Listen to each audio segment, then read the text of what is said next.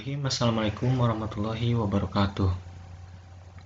Perkenalkan, saya Jujun Muhammad Jubairudin, NPM 172151058. Di sini saya akan menjelaskan tentang matematika, ditinjau dari ontologi, epistemologi, dan aksiologi.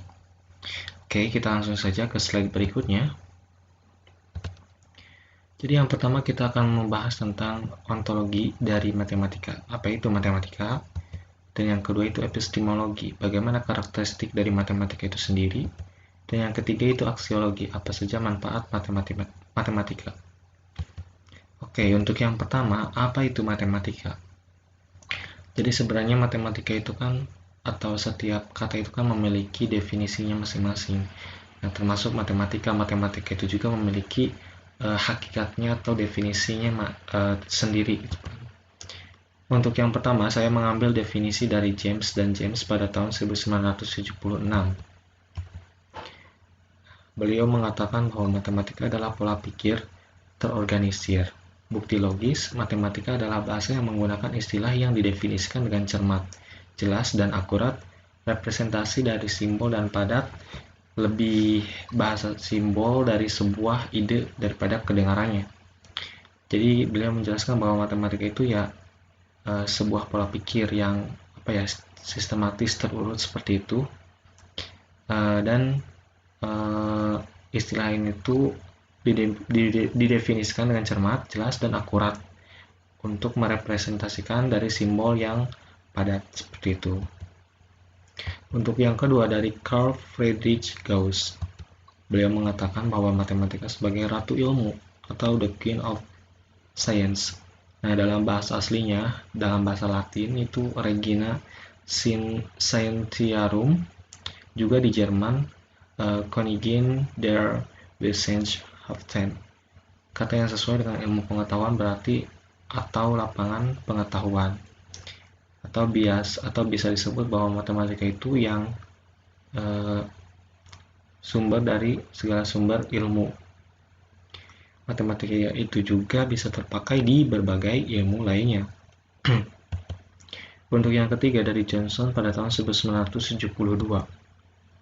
Nah, beliau mengatakan bahwa matematika adalah unsur-unsur yang tidak didefinisikan. Definisi, aksioma, dan dalil-dalil di mana argumen setelah terbukti valid pada umumnya, karena matematika ini sering disebut ilmu deduktif. Nah, jadi dari berbagai definisi ahli di atas bahwa matematika itu dapat disimpulkan matematika terorganisasikan dari unsur-unsur yang tidak didefinisikan. Definisi, aksioma-aksioma, dan dalil-dalil di mana dalil setelah dibuktikan kebenarannya berlaku secara umum. Karena itulah matematika sering disebut ilmu deduktif. Nah, untuk selanjutnya, bagaimana karakteristik matematika? Nah, karakteristik matematika itu terdapat beberapa ya. Jadi matematika juga mempunyai ciri-ciri. Nah, secara umum karakteristik matematika adalah yang pertama memiliki objek kajian yang abstrak, yang kedua mengacu pada kesepakatan, yang ketiga berpola pikir deduktif, yang keempat konsisten dalam sistemnya, yang kelima memiliki simbol yang kosong dari arti, dan yang keenam memperhatikan semesta pembicaraan. Untuk yang pertama, memiliki objek kajian yang abstrak. Objek matematika adalah objek mental atau pikiran, oleh karena itu bersifat abstrak. Jadi matematika itu objeknya itu ada di pikiran kita gitu. Jadi kadang kita tuh belajar matematika itu kayak lebih banyak menghayal dan berimajinasi seperti itu. Objek kajian matematika yang dipelajari di sekolah adalah fakta, konsep, operasi atau skill, dan prinsip. Fakta adalah sembarang pemufakatan atau kesepakatan atau konvensi dalam matematika. Fakta matematika meliputi istilah atau nama dan simbol atau notasi atau lambang. Konsep adalah ide atau abstrak yang dapat digunakan atau memungkinkan seseorang untuk mengelompokkan atau menggolongkan suatu objek, sehingga objek itu termasuk ke dalamnya. Operasi adalah aturan pengerjaan atau hitung, aljabar matematika, dan lain-lain untuk tunggal dari satu atau lebih elemen yang diketahui. Terus yang terakhir adalah prinsip, adalah hubungan antara beberapa objek dasar matematika sehingga terdiri dari beberapa fakta, konsep, dan dikaitkan dengan suatu operasi. Prinsip dapat berupa aksioma, teorema, atau dalil, sifat, dan lain-lain. Yang kedua, bahwa matematika itu mengacu pada kesepakatan. Nah, fakta matematika meliputi istilah atau nama dan simbol atau notasi atau lambang. Fakta merupakan kesepakatan atau pemufakatan atau konvensi. Kesepakatan itu menjadikan pembahasan matematika mudah dikomunikasikan. Nah, kesepakatan itu menjadikan pembahasan matematika bertumpu pada kesepakatan-kesepakatan. Contohnya, lambang bilangan 1, 2, 3, dan seterusnya adalah salah satu bentuk kesepakatan dalam matematika. Lambang bilangan itu menjadi acuan pada pembahasan matematika yang relevan. Jadi kalau misalkan di dalam matematika itu pada zaman dahulu itu terdapat beberapa kesepakatan-kesepakatan di mana kesepakatan tersebut bertujuan untuk memudahkan komunikasi antar manusia sehingga matematika itu dapat dipahami oleh orang-orang pada zaman dahulu. Nah, sehingga sampai sekarang, nah kesepakatan tersebut masih berguna gitu. Terus yang ketiga, bahwa karakteristik matematika itu berpola pikir deduktif. Matematika mempunyai pola pikir deduktif. Pola pikir deduktif didasarkan pada urutan kronologis dari pengertian pangkal, aksioma atau postulat, definisi, sifat-sifat, dalil-dalil atau rumus-rumus, dan penerapannya dalam matematika sendiri atau dalam bidang lain dan kehidupan sehari-hari. Pola pikir deduktif adalah pola pikir yang didasarkan pada hal yang bersifat umum dan diterapkan pada hal yang bersifat khusus. Jadi deduktif itu berasal dari yang umum lalu dilanjutkan kepada yang khusus gitu. Atau pola pikir yang didasarkan pada sesuatu pernyataan yang sebelumnya telah diakui kebenarannya. Nah, contoh, bila seorang siswa telah belajar konsep persegi, kemudian ia pergi ke suatu tempat atau situasi yang baru, dan ia mengidentifikasi benda-benda di sekitarnya yang berbentuk persegi, maka berarti siswa itu telah menerapkan pola pikir deduktif secara sederhananya. Nah, selanjutnya yang keempat ada konsisten dalam sistemnya. Matematika memiliki berbagai macam sistem. Sistem dibentuk dari prinsip-prinsip matematika. Jadi prinsip-prinsip atau kumpulan prinsip-prinsip matematika itu jika digabungkan akan menjadi sebuah sistem. Nah, tiap sistem dapat saling berkaitan namun dapat pula dipandang lepas atau tidak berkaitan. Sistem yang dipandang lepas misalnya sistem yang terdapat dalam aljabar dan sistem yang terdapat dalam geometri. Di dalam geometri sendiri terdapat sistem-sistem yang lebih kecil atau sempit dan antar sistem saling berkaitan. Dalam suatu sistem matematika berlaku hukum konsistensi atau ketaat-azasan. Artinya tidak boleh terjadi kontradiksi di dalamnya. Nah, konsistensi ini mencakup dalam hal makna maupun nilai kebenarannya.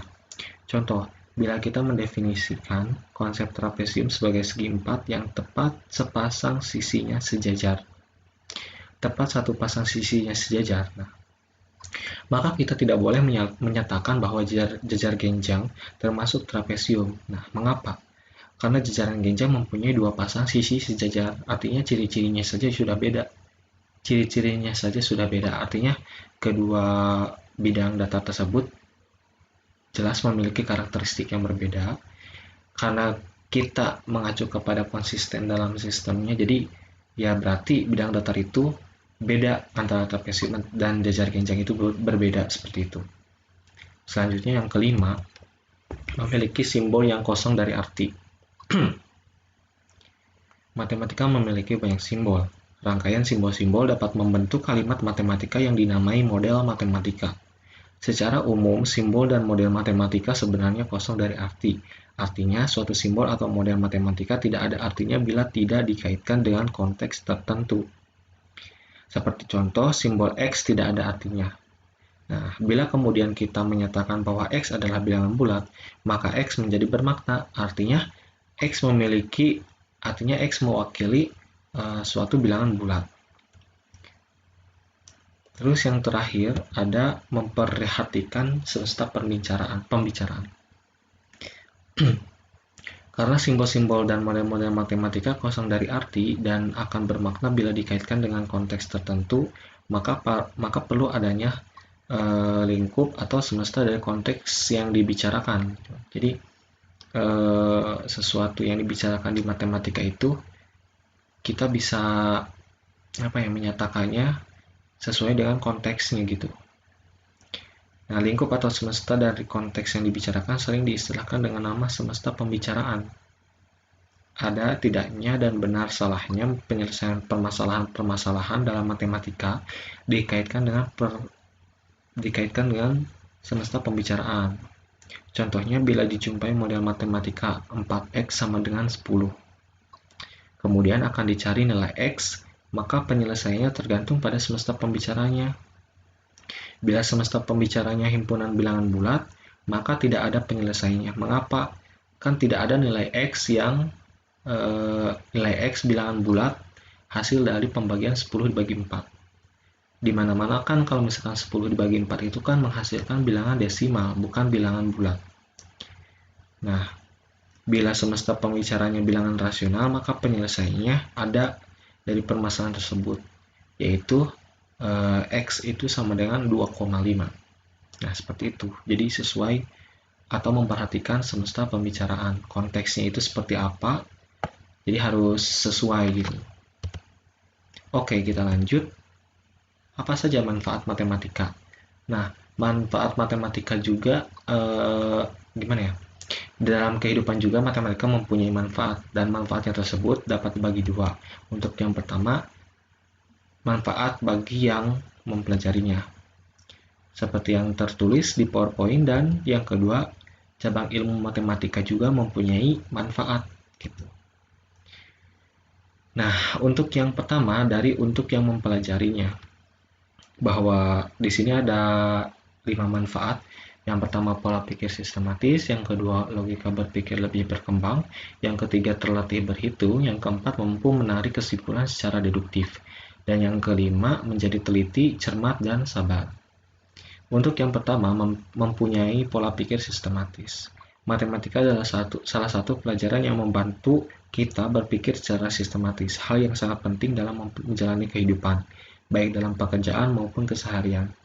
Melalui kebiasaan berhitung, berlatih, deret, dan sejenisnya, secara tidak sadar, kita telah memaksa otak untuk terbiasa berpikir secara urut atau sistematis. Hal ini akan membuat kita mudah dalam mengorganisasi segala sesuatu. Kemampuan ini juga sangat mendukung untuk menjadi seorang pemimpin kelak ketika kita dewasa. Untuk yang kedua, logika berpikir lebih berkembang. Seluruh aspek dalam pelajaran matematika berbicara mengenai kemampuan berpikir logis. Tidak ada asumsi, praduga, atau tebak-tebakan, semua harus dilakukan melalui perhitungan yang tepat. Dan selanjutnya, terlatih berhitung. Siapa yang tidak membutuhkan kemampuan berhitung? Pastinya semua juga membutuhkan kemampuan untuk berhitung ya. Nah, sayangnya hal ini kurang disadari oleh sebagian siswa, bahwa matematika itu dapat melatih kita untuk berhitung. Penggunaan angka yang sejatinya simbol untuk mengukur hasil malah menjadi hal yang dihindari atau menjadi bahkan ada yang namanya math anxiety atau ketakutan terhadap matematika. Padahal matematika itu kalau kita bisa mendalaminya, matematika akan dirasa mudah. Nah,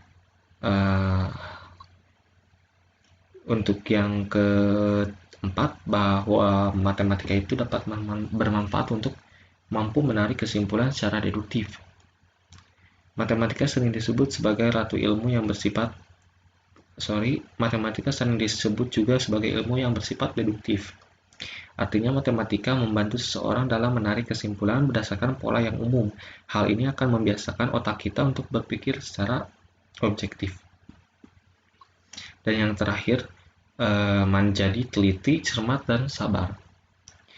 Pelajaran matematika syarat akan soal-soal yang rumit dan panjang, hal yang tentu membutuhkan kesabaran dalam penyelesaiannya.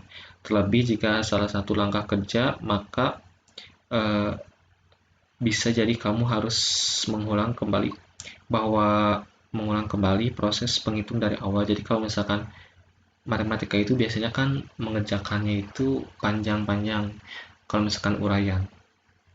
Apalagi kalau misalkan sekarang itu kan sedang hits soal-soal HOTS atau Higher Order Thinking Skills, di mana soal-soal tersebut itu melatih kita untuk bisa berpikir lebih teliti, cermat, dan sabar, sehingga matematika itu memberikan manfaat seperti itu. Jadi menjadi kita lebih teliti, cermat, dan sabar seperti itu. Untuk selanjutnya, cabang ilmu matematika itu memberikan manfaat apa saja cabang ilmunya? Ada 1, 2, 3, 4, 5, 6, 7. Jadi contohnya ada 7 cabang ilmu matematika yang memberikan manfaat. Yang pertama, teori bilangan. Dalam agama Islam, kita mengenal pembagian waris dan pembayaran zakat mal atau harta benda. Dalam pembagian warisan, kita memerlukan materi teori bilangan, yakni perhitungan pecahan. Sementara itu, dalam menghitung harta-harta yang wajib untuk dizakatkan, kita memerlukan perhitungan persentase. Jadi di sana ada manfaat teori bilangan dalam kehidupan sehari-hari. Yang kedua, geometri. Seperti yang ketahui, geometri itu kan ilmu yang mempelajari tentang bidang datar, bidang ruang, dan sebagainya. Yang berkaitan dengan dimensi. Nah, merupakan cabang matematika yang mempelajari tentang bangunan datar dan bangunan ruang. Dalam membuat suatu bangunan tentu harus ada gambar atau sketsa. Teknik dalam menggambar rancangan bangunan bisa dipelajari dalam geometri. Jadi geometri itu memberikan manfaat bagi kita untuk bisa merancang suatu bangunan. Nah, apalagi untuk teknik sipil, terus insinyur dan sebagainya itu sangat berguna sekali. Untuk desain grafis juga bisa gitu. Untuk apa ya? Pokoknya yang berkaitan dengan dimensi-dimensi dan bentuk-bentuk seperti itu. Yang ketiga, teori peluang. Nah, teori peluang mempelajari kemungkinan-kemungkinan yang akan terjadi di masa mendatang. Ilmu peluang dibutuhkan oleh orang yang bekerjanya di bidang asuransi. Ketepatan dalam memprediksi kejadian yang akan terjadi di masa mendatang menjadi keahlian yang wajib dimiliki oleh para pegawai asuransi. Seperti itu. Untuk yang keempat ada aljabar. Dalam kehidupan sehari-hari kita sering menggunakan konsep aljabar. Nah, pasti sering banget kan? Kalau misalkan kita itu bisa memanfaatkan dalam berbagai macam bidang dengan harga yang berbeda-beda. Barang-barang itu bisa diubah terlebih dahulu menjadi variabel. Nah, jumlah barangnya menjadi koefisien dan harganya dalam bentuk konstanta. Jadi ini dalam contoh semacam sistem persamaan linear dua variabel. Jadi nanti kita bisa mengaplikasikan untuk mencari harga dari barang-barang yang kita beli misalnya. Seperti itu. Untuk selanjutnya ada statistika. Statistika berhubungan dengan pengumpulan, pengolahan, penyajian, dan penganalisisan suatu data. Data tersebut disajikan dalam bentuk tabel, diagram garis, lingkaran, atau batang, sehingga data tersebut dapat lebih mudah dibaca dan dipahami oleh orang lain. Ilmu statistika dibutuhkan oleh seorang akuntan dalam bekerja di perusahaannya.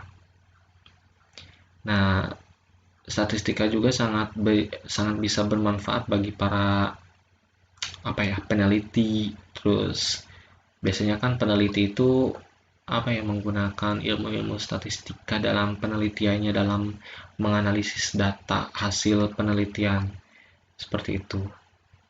Untuk yang terakhir ada program linear. Logika matematika kedua terakhir. Jadi logika adalah logika adalah pengambilan keputusan secara tepat dalam waktu yang singkat. Jadi bagaimana caranya kita mengambil keputusan yang tepat pada waktu yang sempit gitu. Nah, keputusan berdasarkan logika biasanya tidak menimbulkan kekecewaan di kemudian hari, karena sebelum mengambil suatu keputusan telah dipertimbangkan secara matang dampak-dampak yang akan terjadi. Para pengambil keputusan harus berlogika matematika untuk meminimalkan dampak terburuk yang sewaktu-waktu dapat terjadi. Kemampuan untuk bisa berlogika matematika sangat dibutuhkan oleh para pemimpin perusahaan. Sebenarnya sama semua orang juga dibutuhkan pastinya, soalnya dalam setiap keputusan itu kan pasti kita harus memperhitungkan dulu resiko yang akan diterima seperti apa, dan kita harus siap menghadapinya. Jadi dengan logika matematika itu kita bisa meminimalisir resiko yang akan eh, yang akan kita hadapi untuk kedepannya seperti itu. Dan untuk yang terakhir ada program linear. Program linier adalah sebuah metode penghitungan keuntungan dalam memproduksi suatu barang di pabrik dengan bahan produksi seefisien mungkin. Program linier merupakan bagian dari aljabar. Selain itu, untuk bisa menghitung program linier, orang itu bisa membuat model matematika terlebih dahulu dan harus bisa mengubah model matematika menjadi gambar persamaan linier. Para manajer pabrik membutuhkan program linier agar kinerjanya bisa lebih optimal lagi. Sebenarnya program linear itu biasanya dipakai oleh perusahaan-perusahaan di mana program linear ini bisa bermanfaat bagi mereka untuk memaksimalkan produksi dengan biaya seminimum mungkin. Tujuannya sih seperti itu. Nah, mungkin sekian. Ada lagi materinya? Materinya udah selesai. Jadi sekian yang dapat saya sampaikan, kurang lebihnya mohon maaf. Semoga apa yang saya bagikan ini bermanfaat, dan mohon maaf bila banyak kata-kata yang salah dan tidak enak. Tidak enak emang apa? Oke, billahi taufik wal hidayah. Wassalamualaikum warahmatullahi wabarakatuh. Terima kasih.